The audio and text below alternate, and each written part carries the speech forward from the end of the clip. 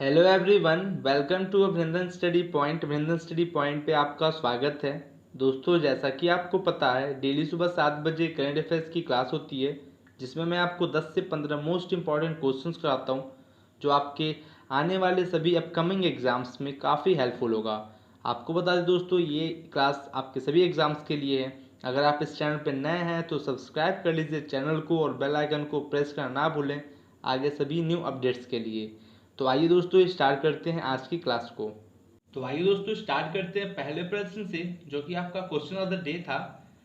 हाल ही में भारत दुनिया में व्यक्तिगत सुरक्षा उपकरण का कौन सा सबसे बड़ा उत्पादक बन चुका है? दोस्तों, recently India become the largest producer of personal protective equipment PPE kit in the world. दोस्तों, आपका राइट आंसर होगा सेकंड, ऑप्शन नंबर ए आपका राइट आंसर होगा। दूसरा बन चुका है देश अपना। दोस्तों, बहुत सारे स्टूडेंट ने कमेंट बॉक्स में कमेंट करके आंसर दिया था, आप भी दिया कीजिए। बता दें कि भारत 2 महीने के थोड़े से समय के भीतर व्यक्तिगत सुरक्षा उपकरण पीपीई बॉडी कवर्स का दुनिया का दूसरा सबसे बड़ा निर्माता बन गया है।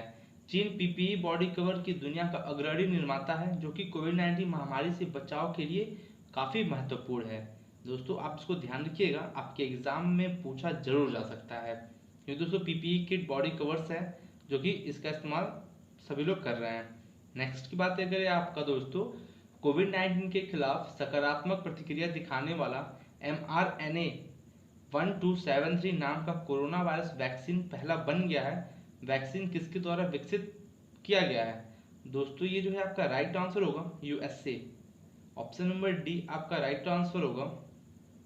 आपको बता दें कि कोविड-19 के खिलाफ सकारात्मक प्रतिक्रिया दिखाने वाला mRNA 1273 नाम का कोरोना वायरस वैक्सीन पहला बन गया है। वैक्सीन को अमेरिका स्थित बायोटेक्नोलॉजी फर्म मॉडर्न इंक द्वारा विकसित किया गया है और इस वैक्सीन ने सार्स कोविड 2 के खिलाफ प्रतिरक्षा प्रतिक्रिया को उत्तेजित करके सकारात्मक जो परिणाम है दोस्तों दिखाए हैं। आप इस पे दोस्तों इसको भी ध्यान रखिएगा, इस पे भी अभी भी रिसर्च चल रहा है दोस्तों, ठीक है, आप इसको ध्यान रखिएगा। आइए नेक्स्ट की बात करें दोस्तों, उससे पहले आपको बता दें, अगर आपको वीडियो अच्छी लग रही हो तो ज़्यादा आप इसे शेयर करें, लाइक करें, कमेंट करना ना भूलें। और अगर आप इस चैनल पर नए हैं तो सब्सक्राइब कर दें चैनल को और बेल आइकन को प्रेस करना ना भूलें आगे सभी न्यू अपडेट्स के लिए। थर्ड नंबर क्वेश्चन है आपका, निम्नलिखित में से किसे दक्षिण एशिया में जलवायु परिवर्तन के लिए विश्व बैंक के अभ्यास प्रबंधक के रूप में नियुक्त किया गया है? तो दोस्तों, ये जो है आभास झा को, ऑप्शन नंबर सी आपका राइट आंसर होगा। इनको दोस्तों जो है विश्व बैंक के अभ्यास प्रबंधक के रूप में नियुक्त किया गया है, प्रैक्टिस मैनेजर के रूप में दोस्तों फॉर क्लाइमेट चेंज। बात करें कि भारतीय अर्थशास्त्री आभास झा को विश्व बैंक ने दक्षिण एशिया क्षेत्र में जलवायु परिवर्तन और आपदा प्रबंधन पर एक महत्वपूर्ण स्थान पर नियुक्त किया है। उनकी नियुक्ति ऐसे समय पर हुई है जब अत्यधिक गंभीर चक्रवात अम्फान ने बांग्लादेश और भारतीय तटीय राज्यों पश्चिम बंगाल और उड़ीसा को बहुत ही दोस्तों क्या क्षति पहुंचाई, जिसके व्यापक विनाश और क्षति भी हुई है।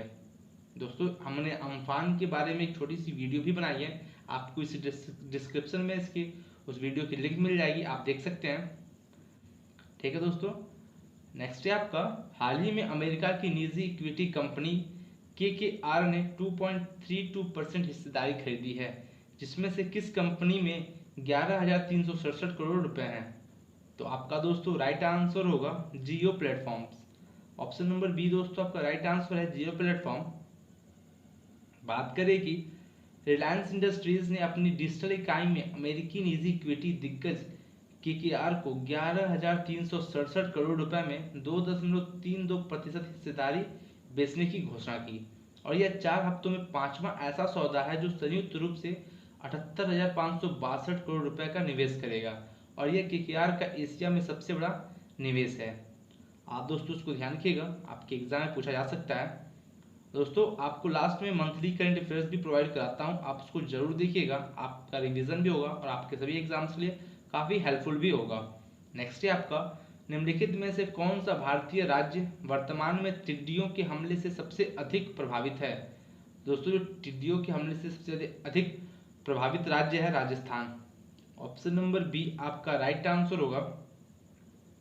बता दें दोस्तों कि पर्यावरण और वन मंत्रालय ने कहा पाकिस्तान से टिड्डे झुंड ने राजस्थान, पंजाब, हरियाणा और मध्य प्रदेश में प्रवेश किया है, जिससे कपास की फसलों और सब्जियों को बड़ी क्षति हुई है।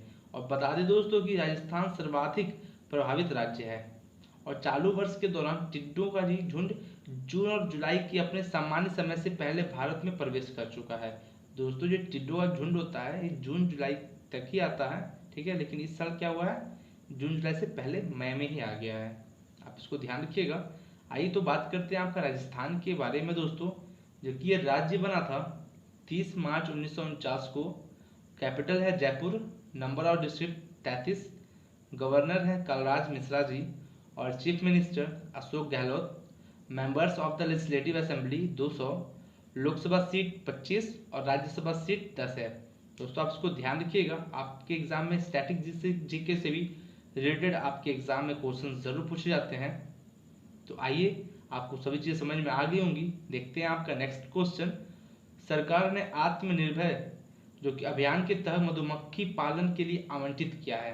दोस्तों, जो कि आत्मनिर्भर के लिए कितने रुपए का दोस्तों जो है आवंटन किया है, आपका राइट आंसर होगा 500 करोड़ रुपए। ऑप्शन नंबर सी आपका राइट आंसर होगा। बता दें कि सरकार किसानों की आय को दुगना करने के लिए उद्देश्य से मधुमक्खी पालन को बढ़ावा दे रही है और इसने आत्मनिर्भर अभियान के तहत मधुमक्खी पालन की दिशा में 500 करोड़ रुपए आवंटित किए हैं।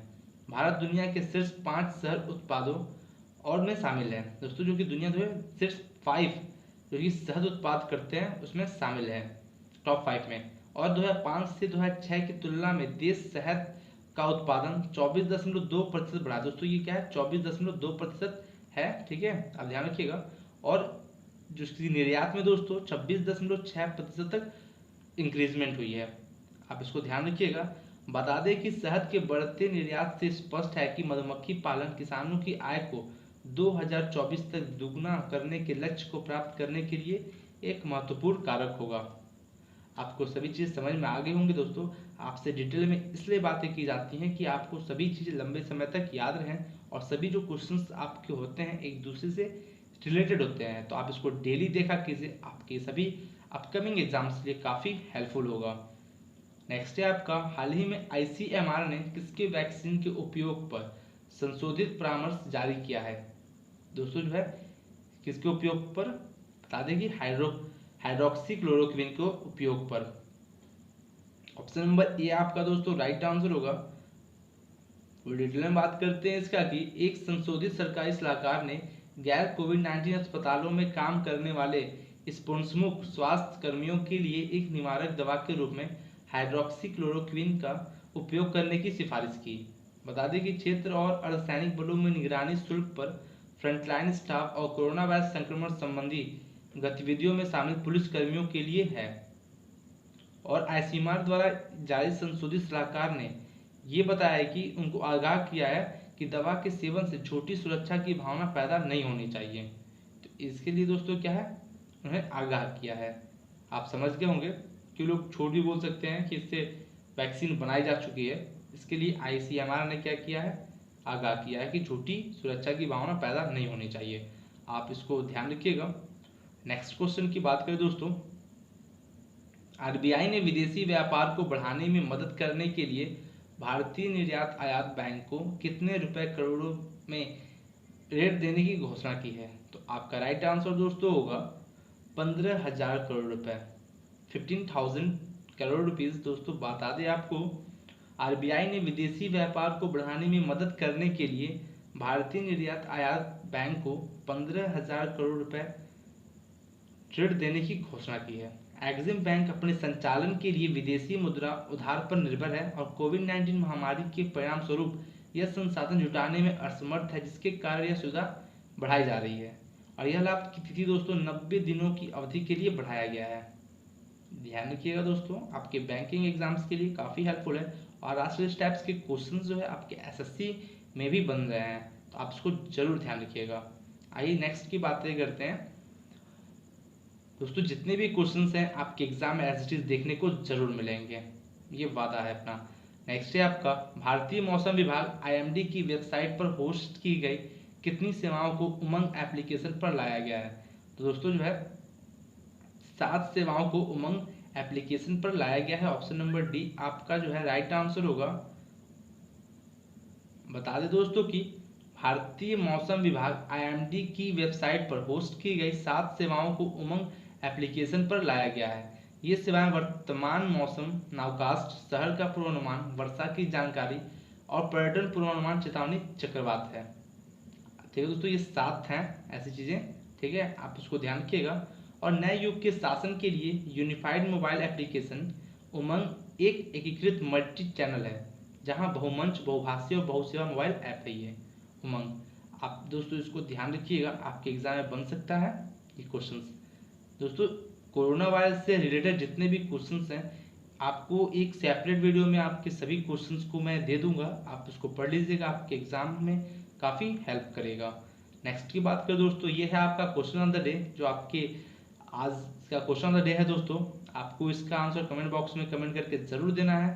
क्वेश्चन है आपका, निम्नलिखित में से किस राज्य सरकार ने सबको रोजगार मिलेगा योजना शुरू की? Which of the following state government has launch the everybody will get employment scheme? तो आपको दोस्तों इसका आंसर कमेंट बॉक्स में कमेंट करके जरूर देना है। तो आप दोस्तों आशा करते हैं आपको ये क्लास बहुत अच्छी लगी होगी। तो ज़्यादा से आप इसे शेयर करें, लाइक करें, कमेंट करना ना भूलें। और अगर आप इस चैनल पर नए हैं तो सब्सक्राइब कर दें चैनल को और बेल आइकन को प्रेस करना ना भूलें आगे सभी न्यू अपडेट्स के लिए। तो मिलते हैं कल और अच्छे क्वेश्चंस के साथ। तो आज के दोस्तों इतना ही। Thank you and good day.